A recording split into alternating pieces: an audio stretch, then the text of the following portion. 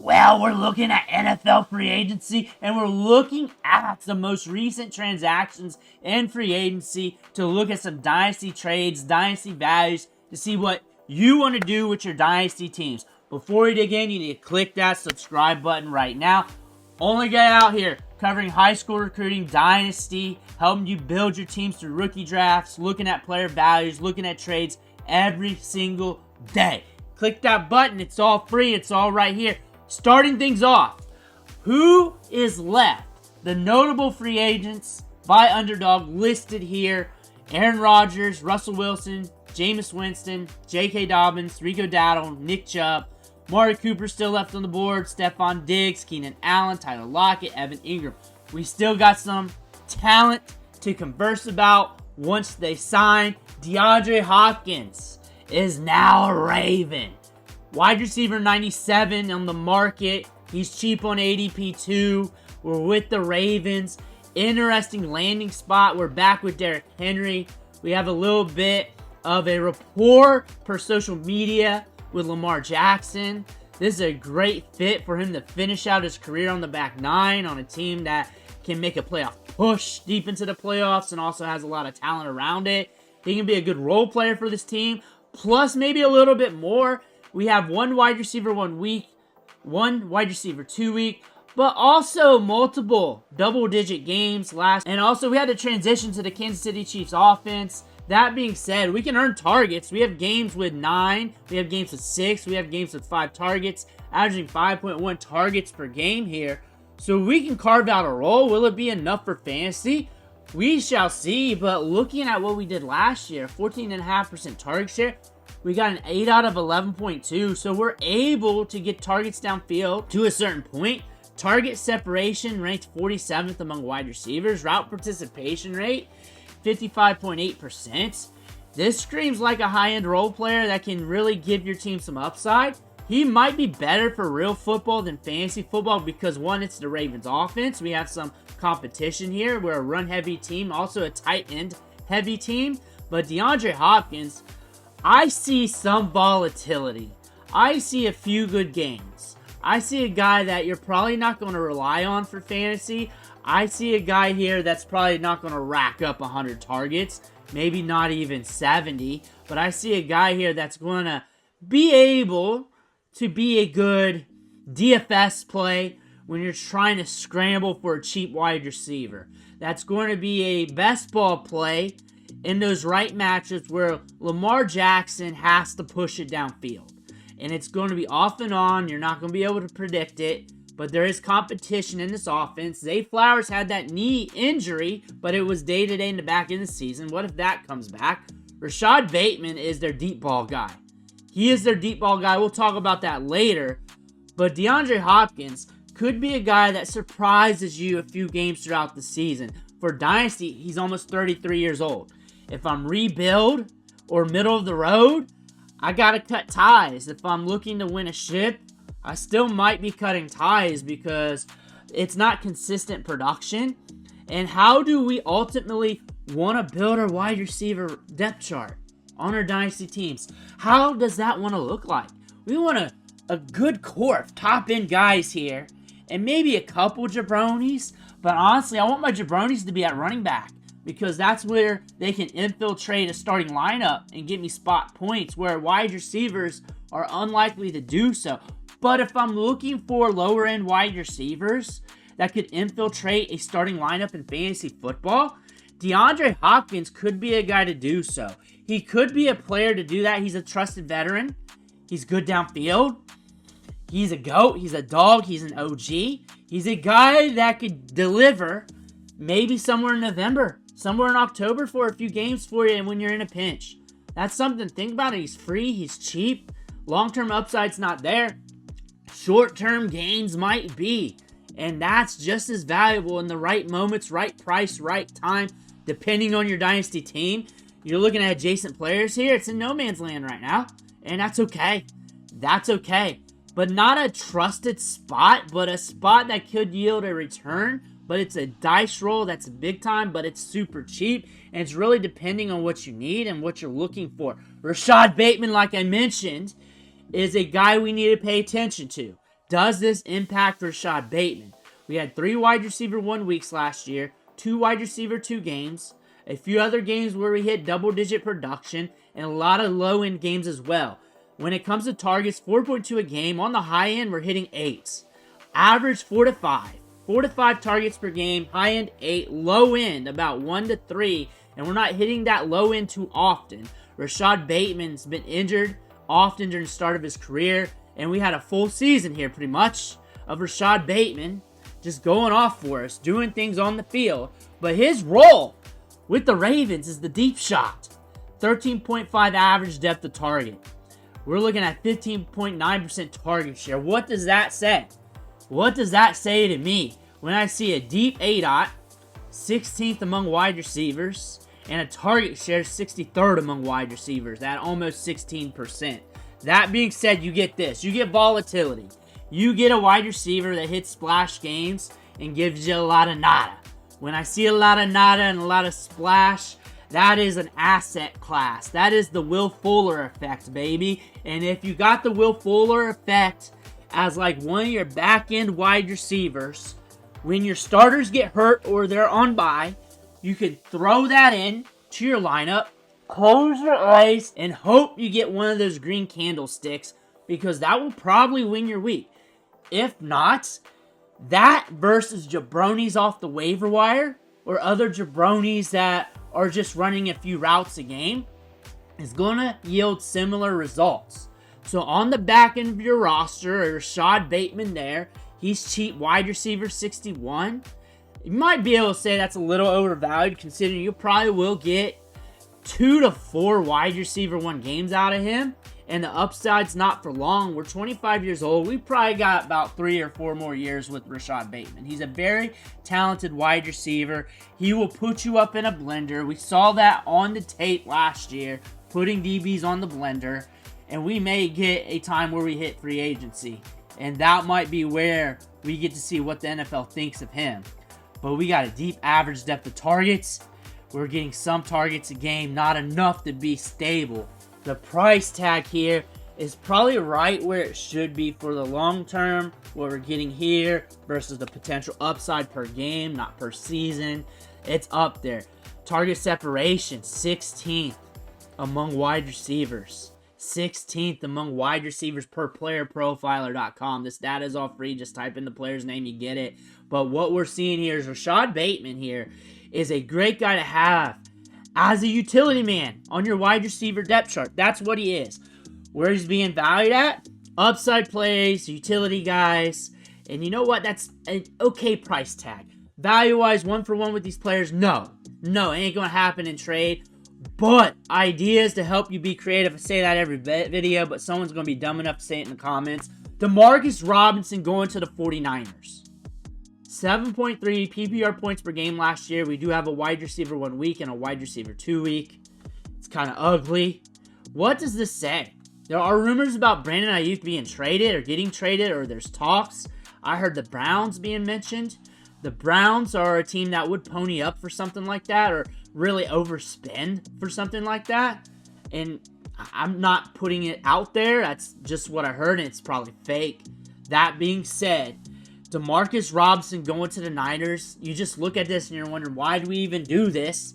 We have rookie wide receivers coming up. That's going to be very cheap. Wide receiver 131 off the board here in value. He's an afterthought. That's probably what he's going to be. We got Jennings. We got Pearsall. We still got Ayuk right now.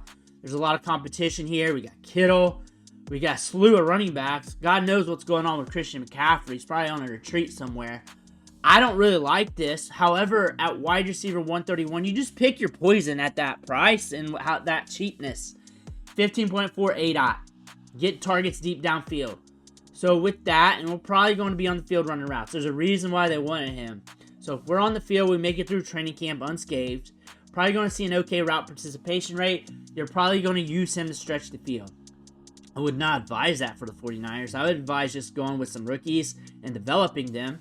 You got Jacob Cowling on the roster. You got some upside plays. Obviously, you're not making moves to win the Super Bowl right now. That's probably going to bite me. They're probably going to win it all now. But Juwan Jennings, you got Brandon Ayuk, You got Ricky Pearsall. We freed up 81 targets.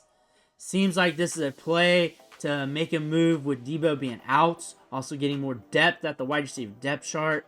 I think it probably been wise to get you a rookie. To get you a rookie or two in this class. Might surprise you a little bit. Go a little cheaper. Allow Jacob Cowing to develop. Allow Ricky Pearsall to develop. Get more working reps. You spend a first rounder on him.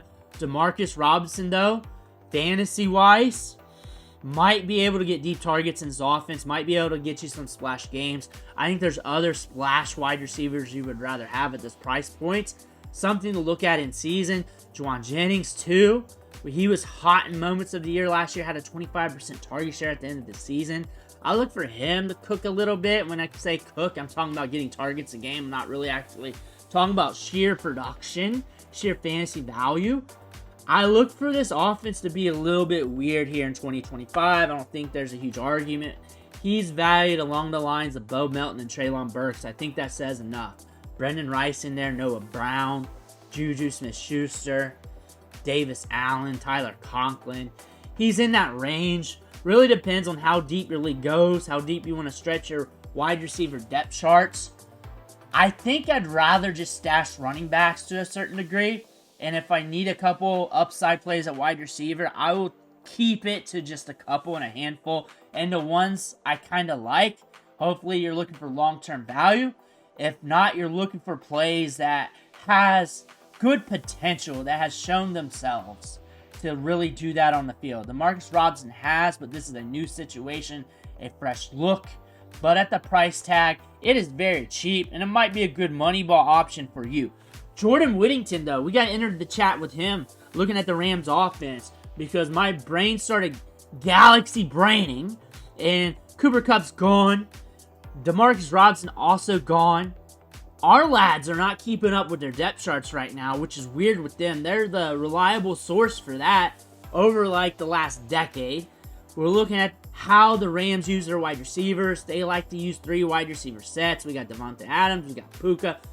Those two will be getting the targets and volume and opportunity, but they like to use 3 wide receivers. Puka is gone, and they like Jordan Whittington.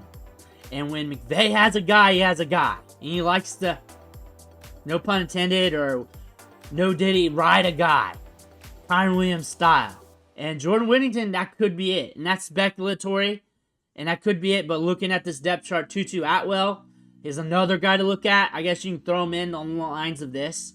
I guess so, you could do that. But also watch the draft for this team. It looks like we could add some depth here in this draft. I'll probably need to do so. Jordan Whittington has a vast injury history throughout his collegiate career. We had some last year. But he's a guy that you could plug into the slot. He had his moments week 4 and 5 last year and week 18. Ended the year strong as well. Jordan Whittington is a player to pay attention to in training camp. You need to pay attention to what the Rams do at wide receiver, which it will light up on the draft board for you. You need to pay attention to that. I can't go over the efficiency numbers really. I can. I mean, his target share was at 6%, 8 out 5.4. Screams short slot wide receiver. Short targets, not like a guy that's 4'2". That's what I mean. Target separation, 148th. Again, not enough volume, not enough opportunity to really get a true diagnosis of what he is. But a guy that's probably going to take over that Kupp role in line right now until they find something else in the draft. That could be like a Restrepo or something like that. There is competition for Whittington in this draft that could push him. That could push him very hard. And that could be the outlier here. Tutu Atwell got some money here. Look at him. Not sleeping on him. So there's a bonus player. Literally same concept. Just different types of players that could be utilized throughout the season. But if you want to money ball it, it's wide receiver 76. Tutu Atwell's cheap as well. If you want to money ball and look throughout the draft, training camp, to see if you can get an increase in value, to see if you can catch something or catch some fire in season, there you go. There it is. He's cheap. He's cheap. Keenan Allen cheap. Alec Pierce cheap. Joshua Palmer cheap. Noah Gray cheap. Somewhere around there. Again, like I always say, not one for one, not in concrete. It's not like the same with ADP where you can get the same deals done or anything like that, or if it's actual value. You just got to be creative with it. Van Jefferson. Van Jefferson to the Titans. My main take with this is Cam Ward is probably getting drafted in the first pick of this draft to the Titans. And he ain't going to have much to work with. Van Jefferson caused some noise on social media last night. We do get an 8 out of 11.6. We're a veteran. We had a few moments in our career. It's been a few years. A guy that you can depend on in camp. More for NFL. You're probably not looking at this for fantasy football. Really depends on how deep your league is stretching things. But Calvin Ridley here. I went back and looked at him. And it's the same thing I said all along. And during the season, maybe going into last season, wide receiver 66, is you're going to get a volatile play out of Calvin Ridley. It reduced immensely in the back nine season. And it's probably going to change with the quarterback. But right now, last 2 years, volatile player. Where you get a lot of nothing or you get everything. That's kind of what you're getting here with Calvin Ridley. You're also getting a fair amount of targets.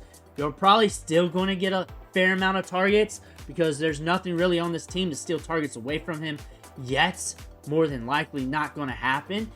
Ridley's a guy to get you targets, probably okay volatility, and a guy to eat up space on your depth chart. He's 30 years old, so if you're rebuilding, retooling, middle of the road, get him out. Get him out now. There's no value here. But maybe in training camp, maybe early season, or maybe you just move on to get that pick in your draft, whatever the hell it is. You just got to move out before it's too much here. But what I like about him is that ADOT, and we're getting an okay target share of 23%. ADOT of 15.7, target share of 23.7. Bad quarterback play. I don't see it really getting much better. But with that, you at least get volatility. 1,000 yards last year, up and down play. Nick Westbrook is gone. I think he's with the Dolphins, if I remember right. 92.3 route participation rate. We're running all the routes. We're on the field. We're getting deep targets. That could give you production in spurts, off and on. Volatile. It's going to be a headache. But again, great for DFS. Cheap play. Wide receiver 6'6" in Dynasty. That's going to mean he's going to be cheap in DFS. He's going to be cheaper in best ball if you play that way. And if you're looking for a jabroni back end going into your lineup, you're set here with your core and you're looking for a spike guy, there it is. There's another spike guy on the cheap. Kind of in that Rashod Bateman range. Pick your poison, or if you want to come down a little bit cheaper and get some of the other guys, go ahead. But that's his stock right now. That is his asset class. He's a volatility wide receiver that could go dark, end or expire on you relatively soon. That's in the cards as well. Not going to front load that. But that's what we're looking at right now in free agency. I imagine since I just cut that video, news is dropping right now. And if so, I'll just have another one. That's why you need to hit that subscribe button. I want to thank you for watching. Catch you on the next video.